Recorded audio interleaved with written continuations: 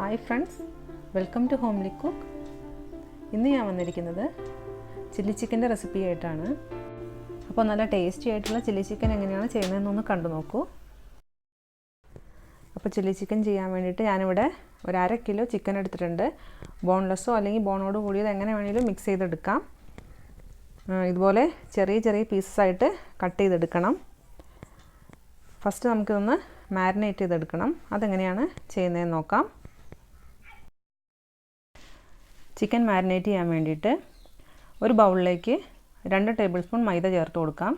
അതിൻ്റെ കൂടെ 2 table spoon cornflour കൂടെ ചേർത്ത് കൊടുക്കാം.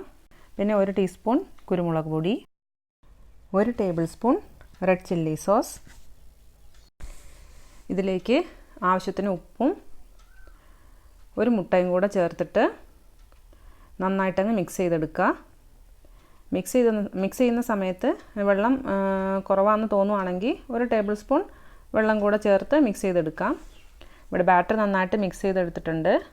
ഇനി ഇതിലേക്ക് നന്നായിട്ട് കഴുകി വൃത്തിയാക്കി വെച്ചിരിക്കുന്ന ചിക്കൻ ചേർത്ത് നന്നായിട്ട് ഒന്ന് മിക്സ് ചെയ്തെടുക്കാം. അപ്പോൾ ചിക്കൻ എല്ലാം നന്നായിട്ട് മിക്സ് ചെയ്തെടുത്തു.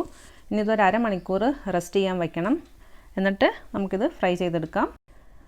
അപ്പോൾ ചില്ലി ചിക്കൻ്റെ ഗ്രേവിയിലേക്ക് വേണ്ടിയിട്ട് ചിക്കൻ്റെ കുറച്ച് സ്റ്റോക്ക് വേണം. അപ്പോൾ അതിനായിട്ട് ഞാനിവിടെ കുറച്ച് ബോൺ പീസ് എടുത്തിട്ടുണ്ട്. കഴുത്തും അതിൻ്റെ താഴെയുള്ള കുറച്ച് ഭാഗം ഉണ്ടാവില്ല, അതിൽ നിന്ന് കുറച്ചെടുത്തിട്ട് ഞാനൊരു 1.25 കപ്പ് വെള്ളം ഒഴിച്ച് ഒന്ന് വേവിച്ചെടുക്കും.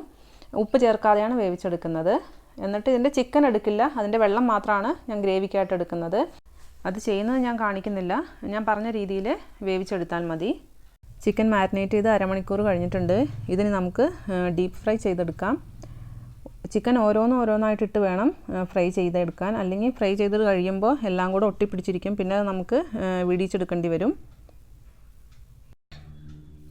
ഇതിപ്പോൾ ഒരു സൈഡ് ആയിട്ടുണ്ട്. ഇനി ഒന്ന് തിരിച്ചിട്ട് കൊടുക്കാം. ചിക്കൻ ഇവിടെ ഫ്രൈ ആയി വന്നിട്ടുണ്ട്. ഇനി ഇത് എണ്ണയിൽ നിന്ന് മാറ്റാം. ഇതുപോലെ തന്നെ ബാക്കിയുള്ള ചിക്കനും കൂടെ ഫ്രൈ ചെയ്തെടുക്കണം. പാൻ നന്നായിട്ട് ചൂടായിട്ടുണ്ട്. ഇതിലേക്ക് 2 ടേബിൾ സ്പൂൺ സൺഫ്ലവർ ഓയിൽ ചേർത്ത് കൊടുക്കാം. ഓയിൽ നന്നായിട്ട് ചൂടായി കഴിയുമ്പോൾ 1 ടേബിൾ സ്പൂൺ വെളുത്തുള്ളി ചെറുതായിട്ട് അരിഞ്ഞതും 1 ടേബിൾ സ്പൂൺ ഇഞ്ചി ചെറുതായിട്ട് അരിഞ്ഞതും ചേർത്ത് കൊടുത്ത് മൂപ്പിച്ചെടുക്കാം.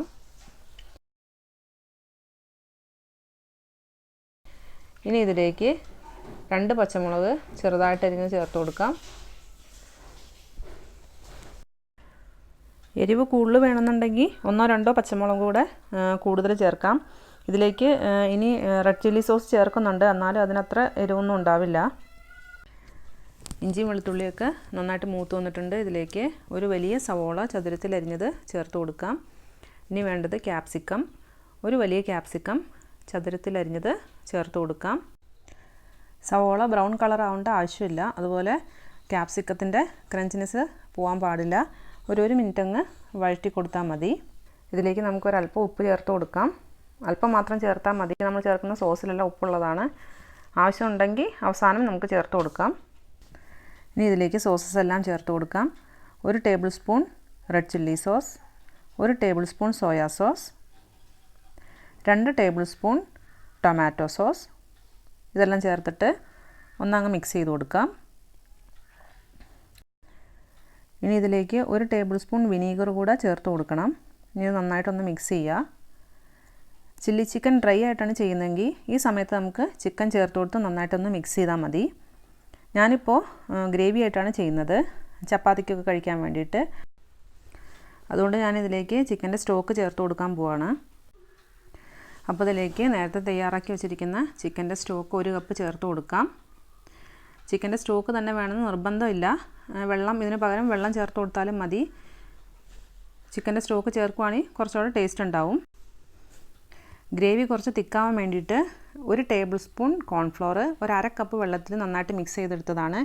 നമുക്കിത് അതിലേക്ക് ചേർത്ത് കൊടുക്കാം. ഇപ്പോൾ വെള്ളത്തിൻ്റെ അളവ് ഇത്ര വേണ്ടാന്നുണ്ടെങ്കിൽ ഇത് 1.5 കപ്പ് വെള്ളം എന്നുള്ളത് 1 കപ്പ് വെള്ളം ആക്കി നമുക്ക് ചുരുക്കാം. അത് നിങ്ങളുടെ ഇഷ്ടത്തിന് ചെയ്താൽ മതി. ഇനി ഇത് നന്നായിട്ടൊന്ന് തിളച്ച് ഗ്രേവി ഒന്ന് കുറുകി വരണം. അപ്പോൾ ഗ്രേവി ഇവിടെ കുറുകി വന്നിട്ടുണ്ട്. ഇനി ഇതിലേക്ക് ഫ്രൈ ചെയ്ത് വച്ചിരിക്കുന്ന ചിക്കൻ ചേർത്ത് കൊടുക്കാം. ഇതൊന്ന് നന്നായിട്ടങ്ങ് മിക്സ് ചെയ്ത് കൊടുക്കുക.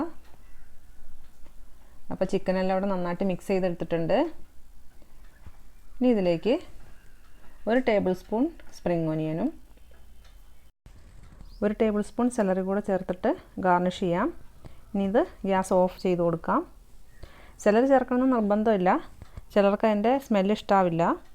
നിങ്ങൾക്ക് ഇഷ്ടമുണ്ടെങ്കിൽ മാത്രം ചേർത്ത് കൊടുത്താലും മതി. ഇനി ഇതൊരു 5 മിനിറ്റ് ഇങ്ങനെ ഇരിക്കുമ്പോഴത്തേക്കും ഗ്രേവി നന്നായിട്ട് കുറുകി കറക്റ്റ് ഒരു ഗ്രേവി ആയിട്ട് വരും. അപ്പോൾ എൻ്റെ ചാനൽ നിങ്ങൾക്ക് ഇഷ്ടപ്പെടുന്നുണ്ടെങ്കിൽ സബ്സ്ക്രൈബ് ചെയ്യാനും ലൈക്ക് ചെയ്യാനും മറക്കരുത്.